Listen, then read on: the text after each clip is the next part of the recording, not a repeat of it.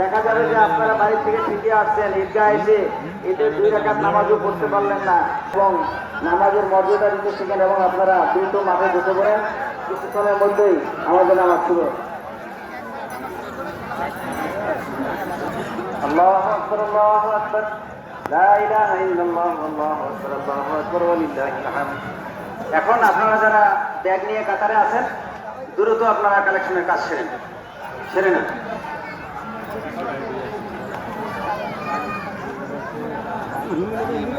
আপনারা সবাই হাতে টাকা নিয়ে রাখেন, ওনারা আসা মাত্রই আপনারা দিয়ে দেবেন। এই যে মাঠে পূর্ব উত্তর কোণে যে ভাইরা আছেন, আপনারা বসেন না কেন? কাতারে বসে পড়েন,